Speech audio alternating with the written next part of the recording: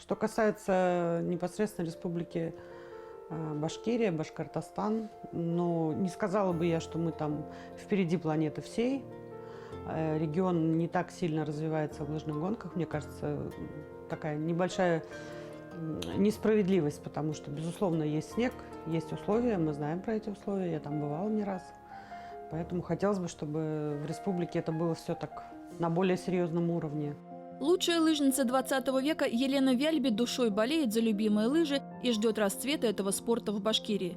Сегодня спортивная история о легендарном тренере Александре Книсе, который в свое время сумел сделать у нас лыжный спорт популярным и медалеемким. Сегодня история Книса как способ вдохнуть жизнь в лыжные гонки в 21 веке. Мы между собой его обзывали «Живчик». Он такой живой был. Он покупал курицу, варит бульон, термос заполняет и кормил студентов. Он бежал первым этапом. Потом еще несколько человек я прикрывал. Если не первое место, значит, я догонял. Мы тоже стараемся работать так же, как он работал. Но каких результатов он добился, пока еще нам очень-очень далеко. Остается этот вопрос открытым. На своих двоих да по морозцу. Лыжи – одно из самых древних изобретений человека. Однако, кажется, мы теряем прежние объемы в профессиональном спортивном направлении. Для начала – цифры и факты. Лыжный спорт в республике начал свою историю с начала 20-х годов прошлого века. В 1925 году Высший совет физкультуры при Башцыке наладил даже собственное производство лыж в кустарных артелях. Отделка же производилась в мастерских общества «Динамо». А спустя 10 лет у нас уже устраивались марафоны. В зимние школьные каникулы командиром сверхдальнего лыжного перехода учащихся 8-10 классов 1-й Ефимской образовательной школы по маршруту Уфа-Бирск-Уфа стал юный Александр Книс. После этого спортсмены республики совершили сверхдальние марафоны в Баймак, Оренбург, Куйбышев и даже в направлениях до Перми, Казани, Горького и Свердловска. А к открытию первой сессии Верховного Совета СССР приурочили лыжный пробег. Уфимец Фаризов в нем участвовал и даже стал самым первым в нашей республике мастером лыжного спорта. Есть у нас и олимпийские медали в этом виде. Обе бронзовые и обе принадлежат одному человеку, Геннадию Ваганову из Дувана. В обоих случаях в эстафете, но с интервалом в 4 года. В калифорнийском Скво-Велле и в австрийском Инсбруке. Участником зимних Олимпийских игр 1964 года также стал Баязид Гизатуллин. Спортсмен из Зилаирского района Башкирской АССР занял 12 место. В свое время вот такие лыжи Гярвинин, они доставались очень тяжело, их было очень трудно достать. А для того, чтобы их починить, так как они являются дефицитными товарами, Александр Адольевич вот изобрел, сам сделал вот такое приспособление – починить, заклеить лыжи. Риф Абдулин – мастер спорта по зимнему полиатлону, ученик Александра Книса и продолжатель его дела. Первого мастера спорта я подготовил. У меня была выпускница сельхозинститута лесного факультета Татьяна Юган. Она первый мастер спорта. Второй мастер спорта был Малухин. Агдам Тагиров. Это был международный, вот он по биатлону. Лыжный спорт всем воспитанникам Книса позволил раскрыть свой потенциал. Он нас вывел в люди. Я ходил на лыжах до 63-го года. Это было 57 лет тому назад.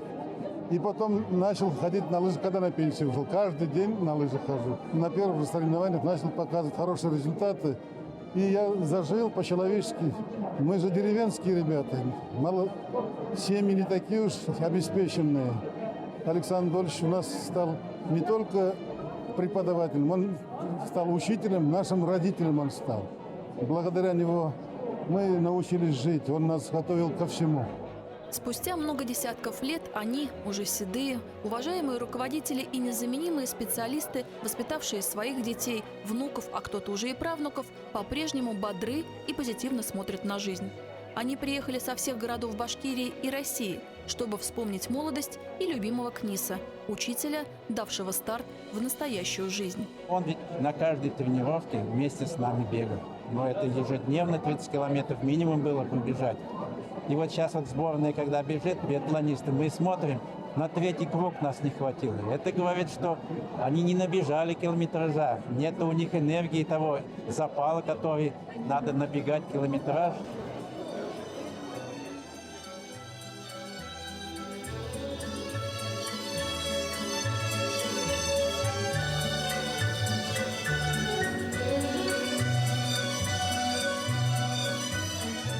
Наши современные победы в биатлоне имеют отношение и к Кнису, ведь его воспитанник Виктор Никитин. Свою спортивную историю он тоже начинал у Александра Адольфовича.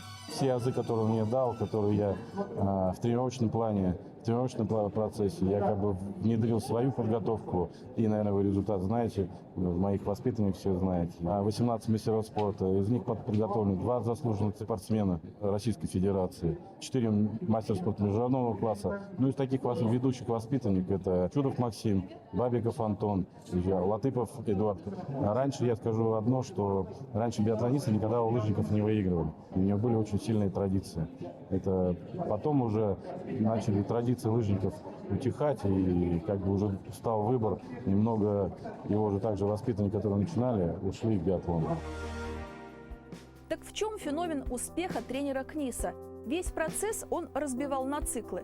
Вторник – работа на скорость, среда – игровой день, четверг – тренировка на выносливость, суббота – контрольные соревнования. Занимались непрерывно. А потом Книс в маленькой подсобке сам допоздна ремонтировал спортивный инвентарь, и это уже обратная сторона завоеванных медалей. Даже большими бидонами, бочками у него стояли эпоксидный клей. Все время он с этими работал. И я считаю, даже одним из причин, чем он укорачивал свою жизнь, этими клеями, потому что там химикаты очень сильно влияют на здоровье. И у него маленькая, как мы называем, каморка была, где у нас лыжная база. И в этом помещении он после работы, после тренировок занимался этими вещами. Комната не вентилируется. И сама собой, вот в старости даже он очень сильно ощущал, если работать эпоксидным смолой, эпоксидным клеем, он становился бледным, белым. Порой мне приходилось провожать до дома. Аграрный университет тогда собирал десятки увлеченных в спорт студентов. Их центром притяжения стал Книс. В свое время он прославил Уфимский вуз на всю страну. За свою 37-летнюю тренерскую педагогическую деятельность подготовил мастера спорта международного класса, чемпиона СССР и 6-й зимней спартакиады народов РСФСР Рашита Юнусова, чемпиона мира и СССР по биатлону среди молодежи в эстафете Адгама Тагирова, 25 мастеров спорта, чемпионов и призеров первенств вузов СССР, более 50 кандидатов в мастера спорта. Мы были первыми среди сельхозвузов, это началось с 1958 года, 12 раз были непобедимыми. Потом один раз проиграли в Москве по глупости там. Потом опять были каждый. Ну, знаете, кто-нибудь про Разини? У нас в сельхозинституте учились трое Фаршатовых, Стерлибашева. Нас объединяет один общий тренер, у которого нам довелось позаниматься каждое свое время. Мы все выходцы деревень. Приехали мы в город, сотовых телефонов не было, такой связи с родителями не было, и, может быть, им некогда было заниматься нашим таким правильным воспитанием. Александр Адольфович, он, конечно, был в первую очередь воспитатель очень хороший. Во-первых, он был очень пунктуальный. Например, если где-то надо было встретиться, или на тренировке, или на соревновании, ты должен был подойти обязательно вовремя. И даже мы иногда засекали время. Он именно в коридоре появлялся с угла, с поворота в определенное время. Далее мы расскажем о том, что связывает семью Книсов с Аксаковыми и Александром Цурюпа. А еще вы узнаете, как близнецы, сыновья Книса, разыгрывали окружающих. Оставайтесь с нами, реклама будет недолгой.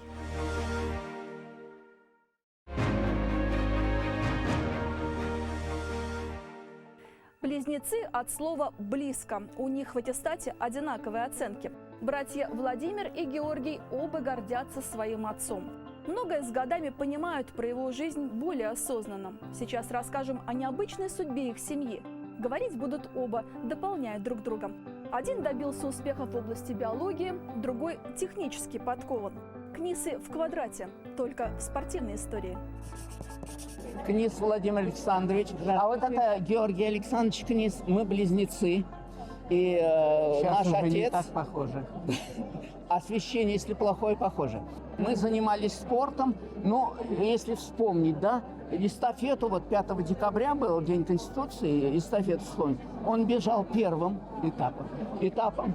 Потом еще несколько человек я прикрывал, если не первое место, значит, я догонял и все. Ну, мне обеспечивали всегда, значит, это.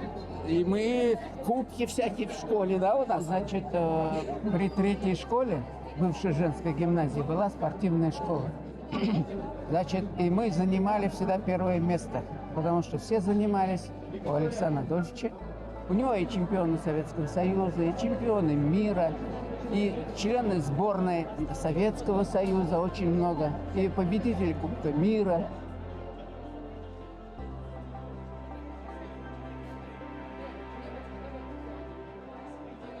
Иногда это было неудобно. Да, иногда неудобно. Вот пристанут, мы похожи были. Близнецы одинаково пристают. одевались, Ну, да. культура у людей была разная, как бы. Вот, и пристают. Ну, и на уроках, значит, там, что, Классу новая позабавиться надо. учительница, значит, приходит к доске. Двое смотрят, двое. Ну. Я встаю и иду к доске. Класс говорит, не тот. Это другой. Это другой. Позабавиться И же. хихикаю. У нас одинаковые оценки Да. в аттестате. Да. Ну и там, садись 2. Последний раз, 2 года назад. Так? Я работал еще, значит, вот. Стою на остановке, подходит очень интересная девушка такая. Владимир Александрович, и наша бросается мне. Я, конечно, обнимаю ее, чувствую, значит, девушка интересная. Как вы, что, я вас помню, вы меня помните? Я говорю, да, помню. Потом говорю, ну, как-то уходить надо же вот это. Я говорю, Владимир Александрович, значит, что передать? Она так смотрит. Вы не Владимир Александрович? Я говорю, нет, я не Владимир Александрович. Он же говорил, что у него брат есть. Говорю, да, мы близнецы. Ну, бывает такое. Она такая смущенная девочка такая. Ой, большой привет, это такой человек. Мы его все любили. Я говорю, обязательно передай. И неоднократно это. Предки Александра Книса, уроженцы Германии, перешли в русское подданство еще до 1880 года. Немецкое Поволжье, по указу Екатерины же они сюда приехали, их освобождали от повинности на 100 лет, да? Был от закон, военной был повинности. закон при Екатерине, что те, кто переехал, вот наши предки переехали около 1770 года, это вторая волна, и подписку дали, что не брать в армию, не воевать против немцев, ну, в общем, не воевать, вот, значит, на 100 лет. На 100 лет. И вот у нас есть справка, да, которая, значит, была заверена, подтверждает то, что не шпионы, а переселились в 18 веке по указу Екатерины, значит. И это дало возможность, ну, не служить в армии, что ли, да, или вообще там как-то надо же было доказывать лояльность-то. Книсы считались отличными работниками, выполняли порученное дело по-немецки педантично и профессионально. Дед Адольф Александрович после гражданской войны был первым начальником Центрального всеобуча в Стерлитамаке, стоял у истоков зарождения советского спорта в Башкирии. В начале 1920-х служил инструктором по спорту и допризывной военной подготовке молодежи. О его сверхдальнем лыжном походе в довоенное время мы рассказывали ранее. По наследству семье достался курс сокольской гимнастики в переводе с чешского 1911 года выпуска. Это ценнейшее пособие хранится сегодня в музее Книса, в родном для него аграрном университете. Есть и другие занятные артефакты спорта того времени. Лыжные гонки, там есть толчковая нога, когда толкаешься. Вот Александр Адольфович нас учил. Оп, толкнул, дальше. Оп, толкнул. Таким способом несколько километров, естественно, прокатал в спортлагере. И толчковая нога у тебя уже будет работать. Раз, и толкнулся. 2, толкнулся. Вот. И в итоге, конечно, вот его потом использовали многие тренера по лыжам. В музее поистине уникальные экспонаты. Медали, выпиленные из серебряных полтинников, деревянные лыжи. Братья Книс бережно хранят историю семьи. Это грамота от Министерства земледелия и землеустройства царского правительства нашему прямому предку, нашему прадеду Александру Кондратьевичу Кнису, который был управляющим имениями у помещиков, в том числе и у семьи Аксаковых. Фотография 910 года. Здесь Александр Кондратьевич, наш прадед, князь Кугушев, Александр Дмитриевич Цурюпа и как его? Бюллер. Вильгельм Бюллер. Это предприниматели. Это предприниматели, которые занимались сельским хозяйством. Вот Цурюпа был управляющим имениями у князя Кугушева. И они занимались, значит, экспортом из Башкирии рожь, потом сливочное масло, овес, рогожи, ну, всем вот этим. Взамен получали сельхозтехнику. К сожалению, годы сталинской репрессии коснулись и Книсов. В 1942 году на 4 года их отец был отправлен на лесозаготовительные работы. В 1991-м по постановлению правительства СССР их отец будет реабилитирован. На лесоповале был, на на этих трудлагеря назывались. В Колпашево, в Сибири. Да, в Сибири. Значит, потом, когда освободился, сюда приехал на строительство завода. Он там не был специалистов по физической культуре. Он закончил техникум физкультуры в 40-м до войны. Вот, и он там работал. Значит, ну и мы родились где-то там, на поселении. Вот мы родились. Адольф Александрович тоже был. Он даже не рассказывал, в шахтах или где. Его просто списали. Как бабушка говорила, его списали. Умирал. То есть он умер, ну как, умирал. Вынесли туда, где с штабелями складывали. Мой дедушка. Всех этих чемпионов мира. Отцовская мама. Вот. Тут мои все родственники. У нас 4 поколения. Вот, и все традиции, которые мой дедушка установил в нашей семье, до сих пор соблюдаются. Мы встречаемся часто, общаемся, поддерживаем связи. Приехавшие немцами во времена Екатерины II в Уфу, так мы в Уфе и живем. И несмотря на смену властей, режимов, поколений, все равно мы живем в Уфе, поддерживаем друг друга и не собираемся уезжать отсюда, хотя у нас немецкие корни. Вдохновленные воспоминаниями Книсы ведут нас туда, где прошло их детство. Правнук Андрей многое услышал впервые. 50 лет назад наша семья жила здесь. Сейчас мы зайдем туда, где этот дом находится. Это на овраге у берегов Белой. Ну что, Андрей, вот в этом доме мы жили с 1945 года, после нашего рождения. И наша семья жила вот в этом доме до 61 года. Видишь табличку? Это действительно твой прапрадедушка. Здесь жил вместе со своей семьей. Да, это дом-музей Аксаковых. Не знаю, сколько ему лет. Больше 100, наверное. Вот здесь родился твой прадедушка. Это музей Аксакова. Значит, музей Аксакова. Здесь стоял флигель, где жила семья Книс. Он был управляющим имениями в Уфимской губернии. Семья Аксаковых. Здесь он родился. Здесь, значит, до революции был сад. А еще братья Книс хорошо помнят, как подростками бегали в уфимский кинотеатр «Октябрь» и по несколько раз смотрели популярные тогда киноленты «Серенада солнечной долины», «Человек-амфибия». А после кино уфимские ребята ходили на танцы. Неплохо освоили Чарльстон и прятались от комсомольцев из отряда охраны общественного порядка. Популярная фраза советских послевоенных времен «Сегодня ты играешь джаз, а завтра родину продашь» и уфимцам знакомы не понаслышке. Спортивные занятия помогали иметь хорошую реакцию и быстро убегать в случае необходимости. 1, 2, 3. К столетию со дня рождения Александра Книса Башкирский аграрный университет и его единомышленники провели лыжный турнир. встречались и на лыжне, и везде. И гонял он, как Сидорову козу, нас всех. Но мы между собой его обзывали «Живчик». Он такой живой был, шустрый, простой. Александр Дольч придумал аппарат для развития мышц ноги.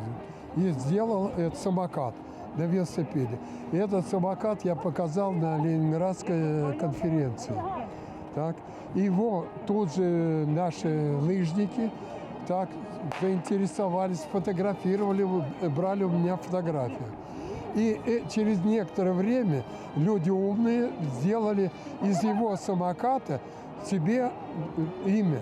Александр Дольч очень беспокоился всегда о своих лыжниках. Этот человек тратил свои деньги. Лыжники бегут голодные, студенты, 30 километров. И в это время надо подкормить. И он ходил на рынок, он покупал курицу, варит бульон, термос заполняет. И несет и кормил студентов. Среди участников турнира есть и молодежь, члены сборной республики по лыжным гонкам. Лыжи выбрали, потому что, во-первых, это зимний вид спорта, я люблю зиму, лыжи люблю, нас поддерживают в этом всегда. Спасибо нашему ректору Ильдару Смогиловичу за то, что он поддерживает лыжников очень хорошо.